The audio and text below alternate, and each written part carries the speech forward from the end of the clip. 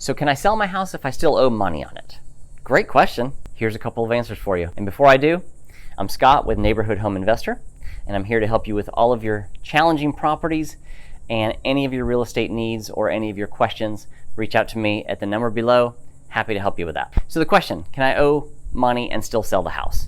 And the answer is 100% yes. About 60% of America owns some kind of a mortgage on their house, their existing house. So here's how this works. You go under contract, all of the paperwork is sent to the attorney for all the legal stuff like title and making sure the funds are available and whatnot. Some of the other stuff goes to the lender if there's a lender involved. But the reality is when the attorney pulls title information, which is, do you owe anything?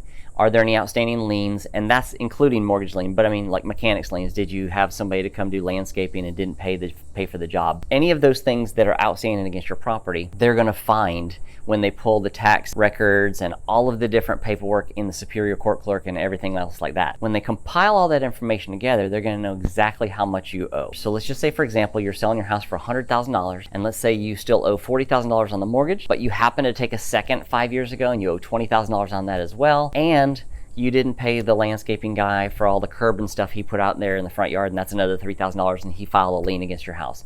They'll take into account all of that, 40, 20, that $3,000, whatever, and you might owe $63,000 as a payoff. They will take that away from your $100,000 sales price, and then you'll get the proceeds for $37,000 at the closing table. So they pay off all your loans in real time and then give you whatever's left over from the sales price and the proceeds from the transaction. Anything else above that, there's just some small fees in closing that you need to know about, like you'll have to possibly pay taxes that year. So let's just say it's July 1st and you've owned the house for 1/2 of that year. You will have to pay the taxes from January 1st, since you were the owner as of the beginning of the year, all the way through the closing date, and that'll just be taken out of your proceeds. You may have to pay some closing costs if that was negotiated into your deal as well. And what that means is just proceeds that are helping the buyer to come to the table with less money. It's not anything you ever come to a check that you bring money to the table. It's just taken out of your proceeds. So a lot of confusion over that. We get questions probably weekly on that question of how much do I have to bring to the table?